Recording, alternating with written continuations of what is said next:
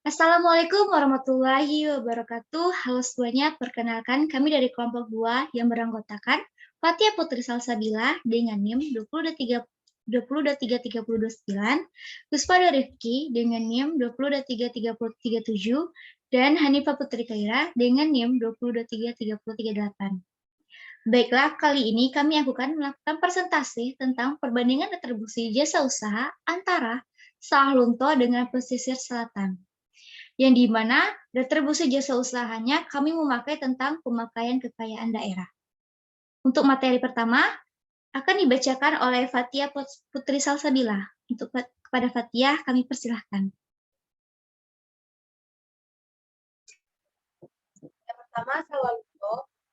Objek retribusi adalah pemakaian kekayaan daerah yang meliputi pemakaian gedung atau otak, pemakaian rumah dinas, pemakaian alat-alat berat, pemakaian tanah milik pemerintah, pemakaian kendaraan dinas Perda, pemakaian mobil tangki PDAM, pemakaian kekayaan daerah lainnya. Pengecualian dari objek retribusi sebagaimana dimaksud pada ayat 1 huruf D adalah penggunaan tanah yang tidak mengubah fungsi. Subjek retribusi adalah orang pribadi atau badan yang menggunakan nikmat kekayaan daerah. Tata cara pemungutan retribusi. Yang pertama, retribusi dipungut dengan menggunakan SKRD atau dokumen lain yang dipersamakan. Yang kedua, dokumen lain yang dipersamakan sebagaimana dimaksud pada ayat 2 dapat berupa karcis, kupon, dan kartu langganan.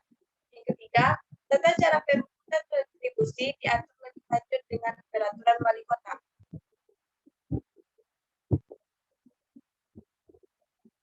Yang kedua, tata cara penagihan, yaitu yang pertamanya penagihan retribusi terutang tidak sesuai dengan surat teguran.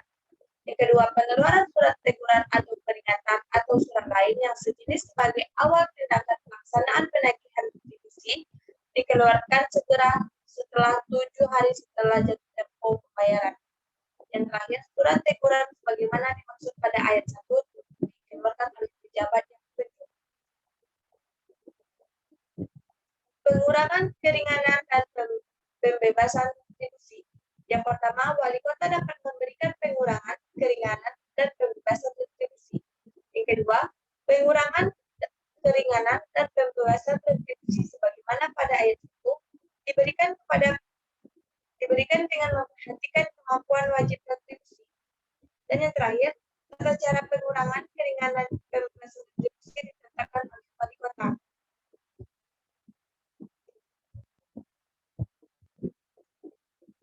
Selanjutnya, kadaluarsa penagihan. Hak untuk melakukan penagihan retribusi setelah melampaui waktu 3 tahun terhitung sejak saat yang berutang retribusi, kecuali apabila wajib retribusi melakukan tindak pidana di bidang retribusi. Selanjutnya, kadaluarsa penagihan retribusi sebagaimana dimaksud pada ayat 1 terganggu jika A. diterbitkan surat teguran atau B. ada pengakuan tentang retribusi dari wajib retribusi, baik langsung maupun tidak. Baiklah, untuk materi selanjutnya akan dibacakan oleh Gus Fadel Rifki. Pada Gus Fadel dipersilahkan. Yang kedua, pesisir selatan. Objek retribusi pemakaian kekayaan daerah sebagaimana dimaksud pada pasal 3 adalah pemakaian kekayaan daerah sebagai berikut. A. Tanah. B. Bangunan gedung. C. Rumah dinas atau tempat tinggal. D. Kendaraan bermotor. E. Kapal. F. Alat berat. G. Meja, kursi, sound system, alat elektronik.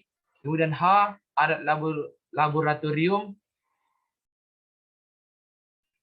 Kemudian I. Alat produksi pertanian, peternakan, perkebunan, dan perikanan.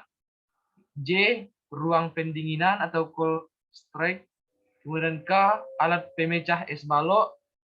Kemudian L. Docking kapal. M. Parkir kapal di areal dosaing.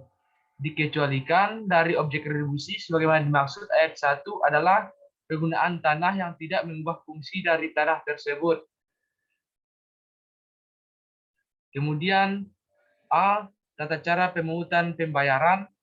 1. Pemungutan retribusi tidak dapat diborongkan. Kemudian yang kedua, pembayaran retribusi yang terhutang harus dibayar sekaligus. Kemudian yang ketiga, retribusi dipungut dengan menggunakan SKRD atau dokumen lain yang dipersamakan. Kemudian yang keempat, dokumen lain yang dipersamakan sebagaimana dimaksud pada ayat 3 dapat berupa karcis, kupon, dan kartu langganan. Kemudian yang kelima, yang terakhir, tata cara pelaksanaan pemungutan retribusi ditetapkan dengan peraturan bupati. Baiklah, untuk materi selanjutnya akan dibacakan oleh saya sendiri, yaitu Hanifah Putri Khaira. B. Tata cara penagihan. 1. Pelaksanaan penagihan retribusi didahului dengan surat teguran.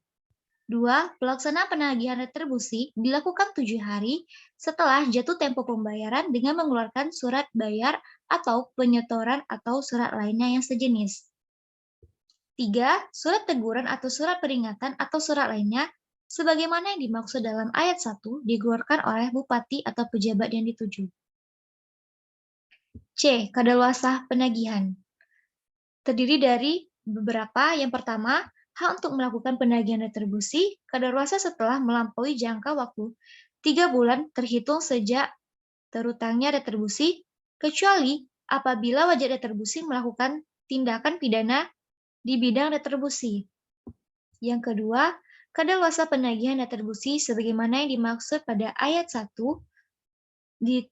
tertanggung apabila A. Diterbitkan surat teguran, B. Ada pengakuan hutang retribusi dari wajib retribusi, baik secara langsung maupun tidak langsung.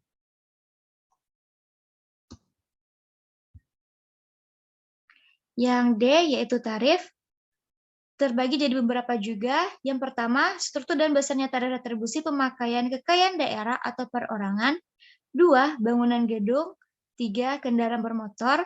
4. Kapal motor atau di luar BBM dan kru. 5. Alat berat. 6. Meja kursi, sound system, alat elektronik. 7. Alat laboratorium PU. 8. Alat produksi pertanian, peternakan, perkebunan, dan perikanan. 9. Struktur dan besarnya tarif retribusi pemakaian kekayaan daerah oleh badan usaha. Baiklah, hanya itu yang dapat kami sampaikan dari presentasi kami kali ini. Sebelumnya kami mohon maaf apabila ada salah kata yang kami ucapkan. Kami sudahi dengan Assalamualaikum warahmatullahi wabarakatuh.